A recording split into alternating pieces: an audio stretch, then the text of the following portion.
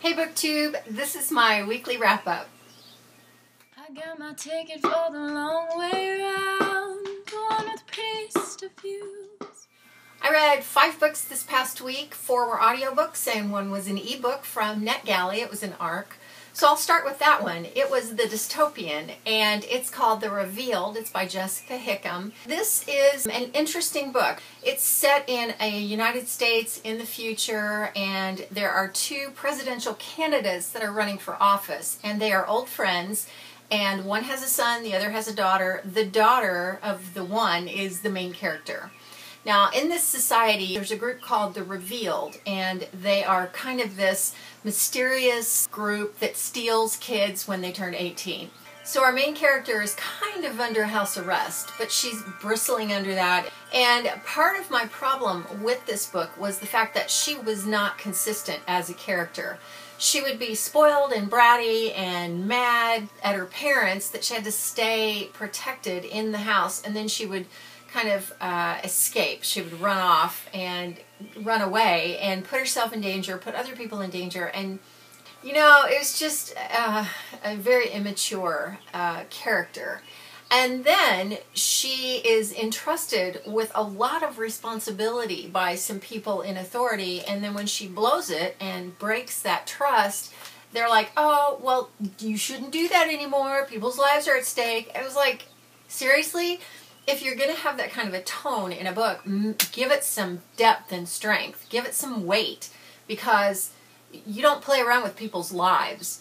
This is the first book in a series, so I think it's worth continuing with the series. You know, it's easy to be hypercritical of this kind of a book because there are just so many of this kind of book out there.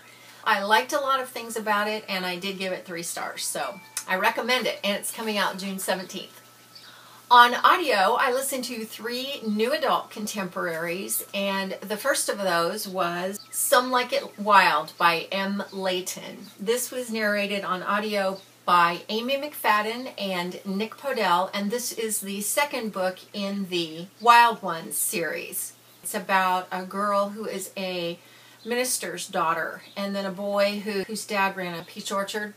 And he didn't get along with his family, and he kind of was pretty rebellious and kind of a bad boy, and she was always a very good girl, engaged to the perfect guy, having the perfect life. All she wants to do is get married and have kids.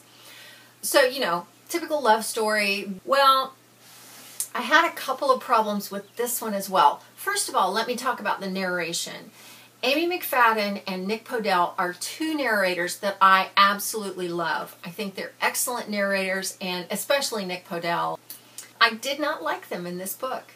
The characters are in North Carolina. I lived in North Carolina. I know what people sound like down there, and their accents were very forced. And they didn't really even sound authentic, because Southern is hard to get right sometimes. Sometimes you can be going for Georgia and you can come out Texas, and it's a very different accent. So yeah, I had a problem with that, but, you know, that didn't make me not want to listen to the book.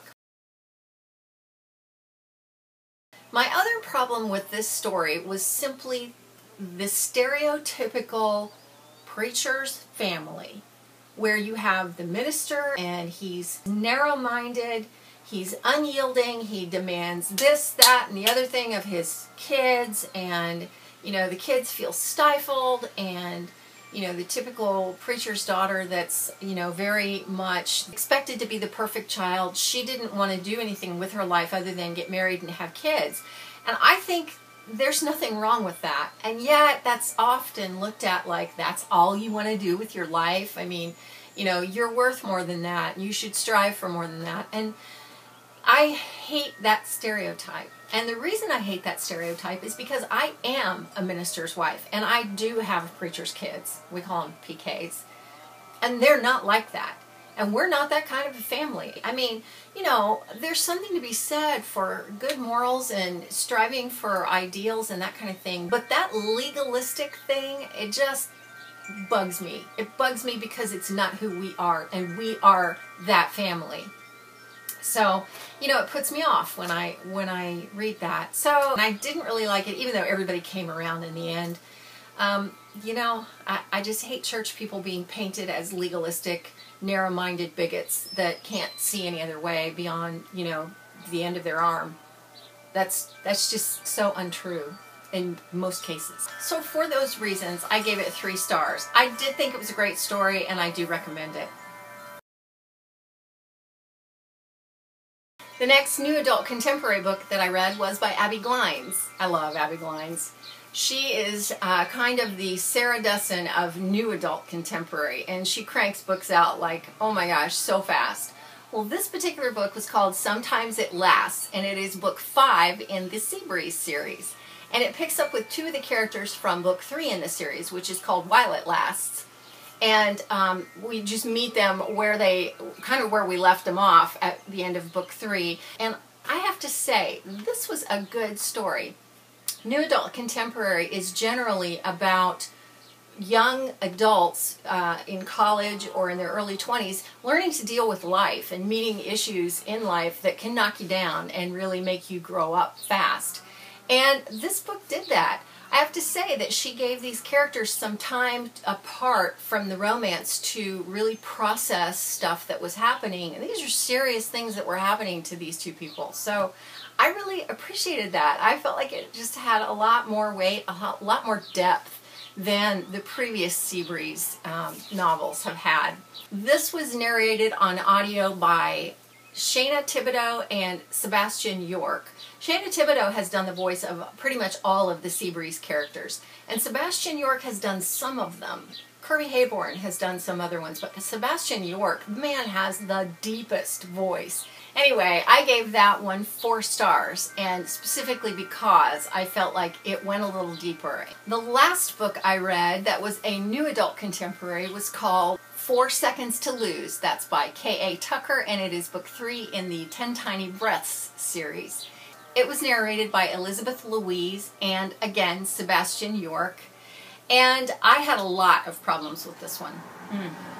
I would not categorize that book as new adult. I would categorize it as adult. I just didn't care for it. You know, it was all about the mob and drug cartels and drug deals. And when I say drug deals, I mean heroin, transactions that happened between really bad people. It dealt with a strip club and a guy whose parents had been murdered over a drug deal. This had a whole lot of really serious bad stuff, and it was set against the backdrop of this strip club. And some of the stuff that happened in this book is not stuff that entertains you. It was very serious. You know, I don't know. It was not subject matter that I would normally want to have included in a romance that I read. And I almost DNF'd it, I have to say. I stayed with it because I felt like it was going to redeem itself in the end, and I'm not sure it did. For what I usually read in new adult contemporary, it was just way too heavy and way too dark. Dark is probably the best word I can describe it with. So, yeah, I'm sure there will be people who disagree with me, but I only gave that one 2 stars. And I'm not sure I would very highly recommend it. I think if you like that kind of thing, if you like your new adult contemporary dealing with darker subjects, then maybe yes, but that wasn't for me. The last book I listened to on audio was Dark Eden by Chris Beckett. This is pretty much straight up sci-fi. So interesting. There were a lot of narrators for this, so let me tell you who they were. Matthew Froh is the main character. Then we have Jane Entwistle, who sounded a lot like Judi Dench. I loved her voice. Ione Butler, Robert Hooke, Heather Wilds, Nicholas Guy Smith, Hannah Curtis, and Bruce Mann. They were all, you know, they would kind of jump in and out. Most of them not very often. I was recommended this book by Katie at Effusions of Wit, and both she and Elena at Books and Bears have both done reviews, and they can give you a great synopsis and a lot of the great details about this book. This book was kind of a challenge for me, mainly because it is so alien. The world in which it's set is a planet on which there is no sun, and so all the light comes from the plants and a lot of the animals. And this book is about the evolution of a very young society. when you read it, it feels very immature, very young. And it's because the society is so young. It's not that the people are so young, it's just the society is. And it's matriarchal, and they are very steeped in tradition. They haven't made any changes because they believe Earth is coming back for them. So they hold on to a lot of very strict rules about what they can and can't do and where they can travel and that kind of thing. And there is a young boy who comes up and challenges all of that.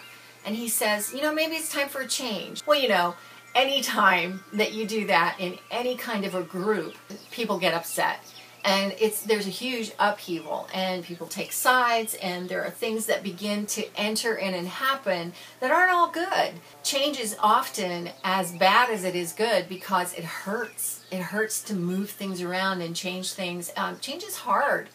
So this book is about that. It's about human nature. It's about how it's a good thing to venture off and to discover new things and leave old things behind, but there's also value in the older things. The society in which this is set is so alien. There's enough of a connection with Earth that it makes it relatable, but their language is different, and their values are very different, and pretty much there's all kinds of incest going on, but that's an okay thing in that society because they have to, you know, grow the society, and the way you do that is you get together and have kids with your brother or sister. And that's part of what makes it so alien, is that the things that are necessary to survive in this world are very alien, and the world itself is very alien.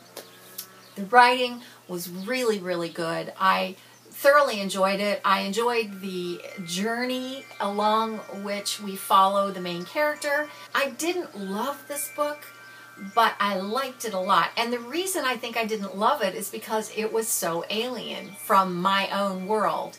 And so I appreciated that, and yet it prevented me from thoroughly, you know, loving it. So I gave this book 4 stars. I would have given it 5, but I felt like the pacing got a little slow in the middle. In fact, there's a whole backstory about how they got to this planet. And I missed a fair amount of that just because I didn't care. I was doing something else while I was listening to the book, and I just kind of zoned out, and, you know. And then I thought, no, I don't need to know that. So a great book. I would highly recommend it, and please look below in the box to go and have a look at the 2 other reviews that Katie and Elena did, because they are excellent. So that was my week. I have a couple of things going this week, hard books to read. A couple of books that are they're difficult to get through because the subject matter is intense. So I'll tell you about those next week, and I will see you on Friday with Friday Reads, and I hope you're having a great week, and I will see you then. Thank you so much for watching. When I'm gone, you're gonna miss me when I'm gone. You're gonna miss me by my hair, you're gonna miss me everywhere. Oh, you're gonna miss me when